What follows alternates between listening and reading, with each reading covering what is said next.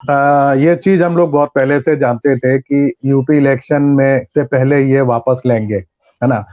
लेकिन हमको ये लग रहा था कि ये घोषणा दिसंबर या जनवरी में जाके करेंगे ये, बिल्कुल इलेक्शन से पहले। ये ठीक है कि संसद का सत्र है, इसलिए इन्होंने इस घोषणा को थोड़ा-सा पहले लेकर आ गए, ये एक बात है।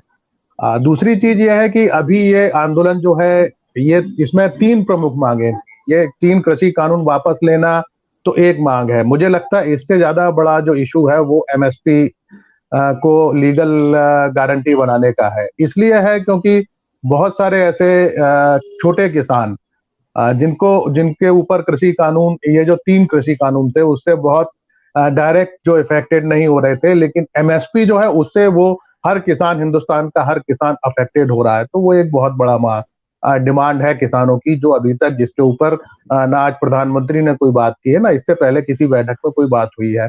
एक और जो तीसरा बड़ा मुद्दा है वो है बिजली विधेयक। का जो प्राइवेटाइजेशन करने की जो सरकार की जो कोशिश है, जिसको लेकर बिजली जो कर्मचारी हैं उनसे लेकर और किसान आंदोलन तक जो इसमें जो डिमांड कर रहा था, अगर ये कानून पास हो जाता है तो आप ये मान के चलिए कि जो लगभग 8 से 10 गुना बिजली की कीमतें बढ़ जाएंगी। तो इसको लेकर भी किसानों की ये डिमांड थी। ये पिछले जो संसद का सत्र था उसमें ये विधेयक आने वाला था, लेकिन चूंकि सरकार ने कृषि कानून का जो मुद्दा देखा और उस पर जिस तरीके की लोगों की नाराजगी थी, तो उसके बाद ये तय हुआ कि इसको उन्होंने ड्रॉप कर दिया, उस सेशन में नहीं लेकर आए।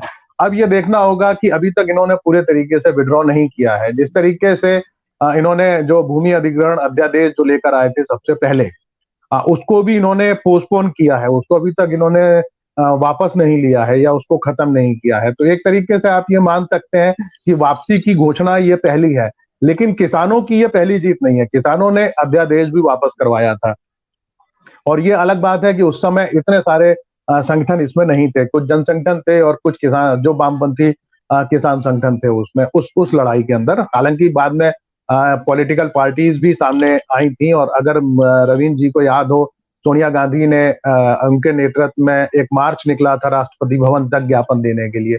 वो भी एक बड़ी लड़ाई हुई थी और काफी दिल्ली में काफी उस पर आंदोलन हुए थे।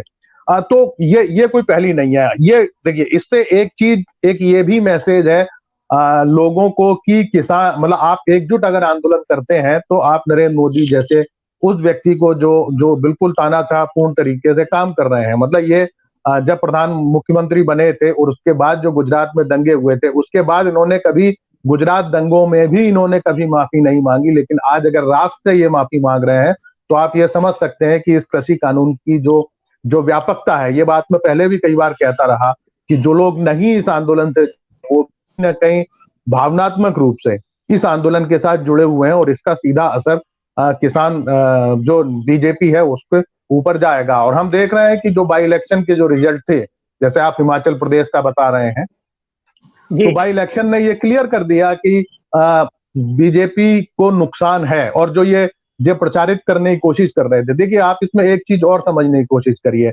बीजेपी ने हर हथकंडा अपनाया, बीजेपी ने इनको खालिस्तानी कहा, बीजेपी ने लाल किले के ऊपर अटैक करवाया, बीजेपी ने उसके बाद भी लखीमपुर खीरी में जो कांड हुआ, या हम देखेंगे समय समय पर इस तरीके से इस पूरे आंदोलन को बदनाम करने की कोशिश की, या संसद, या हम सुप्रीम कोर्ट के अंदर भी देखें जिस तरीके के एफिडेविट वगैरह दिए सरकार की तरफ से।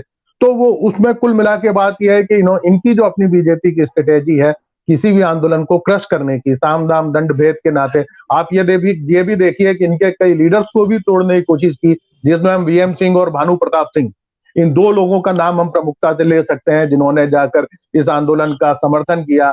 देखिए, आप रातों रात इन्होंने कई किसान संगठनों को खड़ा किया और उससे इसको समर्थन भी करवाया। तो पूरा इन्होंने एक कैंपेन करने की कोशिश की किसी भी तरीके से इसको जस्टिफाई करने की, लेकिन आखिर में जाके इनको ये बात समझ में आ गई कि इस आंदोलन की व्यापकता काफी बढ़ चुकी है। अब एक दूसरी मैं आपको बात कहता हूं, जो आप कह रहे हैं कि इसका फायदा होगा कि नहीं होगा।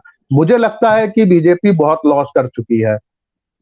इसलिए लॉस कर चुकी है, मैं पहले भी आपके कार्यक्रम में ये बात कह चुका हूं कि बीजेपी ने जितना समय दिया इन किसान नेताओं को, इन्होंने गांव-गांव तक ये मैसेज भेजने में सफलता इन्होंने उनको दिलवा दी। तो आज लोगों तक चली गई है। देखिए 600 से ज़्यादा किसान शहीद हो चुके हैं वहाँ पर। आप बताइए उसकी भरपाई कौन करेगा? आज अगर किसान ये बात कह रहे हैं, आप ठीक है, आप कृषि कानून को आपने आज वापस किया। ये काम आप 8 महीने पहले भी कर सकते थे। आप साल भर पहले भी कर सकते थे। जब किसान दिल्ली की सरहदों पे आ गए थे, आप उस समय भी कर सकते थे। तो ये सब आपने नहीं किया। निश्चित तौर पर किसानों की नाराजगी जो उससे है, एक तो वो नाराजगी है, दूसरी बहुत सारे जो दूसरे लोग हैं, जो दूसरे आंदोलन है, जैसे मैं सीएए की बात करूं या मैं 370 की बात करूं, उनको भी ये बात समझ में आ गई है कि अगर आप एकजुट होकर आंदोलन करेंगे तो नरेंद्र मोदी को झुकाया जा सकता है। मुझे लगता है कि ये जो कृषि कानून वापस हुआ है, ये कहीं ना कहीं बीजेपी के लिए एक तरीके का डाउनफॉल शुरू हो गया है, क्योंकि अभी तक बीजेपी के बारे में या खासकर नरेंद्र मोदी के बारे में ये एक संदेश था कि नरेंद्र मोदी झुकते नहीं है। नरेंद्र मोदी जो फैसला ले लेते हैं वो उनका अंतिम फैसला होता है। तो आप देखिए सीएए भी अगर आंदोलन खत्म हुआ तो वो कोरोना की वजह से खत्म हुआ, सरकार की कोशिशों से खत्म नहीं हुआ। पूरे देश के अंदर वो चल रहा है। या धारा 370 हटाने के बाद आज भी आप कश्मीर से सेना को वापस नहीं बुला पा रहे हैं, जो आप दावे कर रहे थे।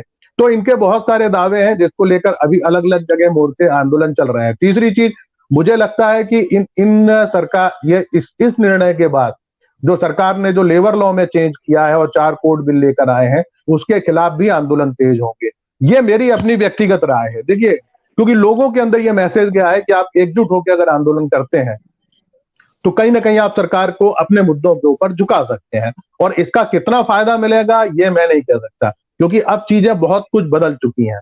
ये साल भर पहले की बात दूसरी थी, लेकिन अब जाकर अगर सरकार, तो ये किसान इसको अपनी जीत के तौर पर देखेंगे। इसको ये नहीं देखेंगे कि उनको कोई सौगात मिली है।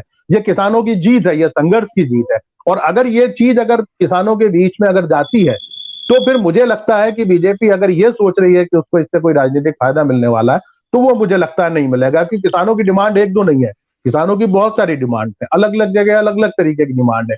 फिर वो डिमांड्स आके खड़ी होंगी। भाई सत्ता में तो आखिर आप ही बैठे हैं ना।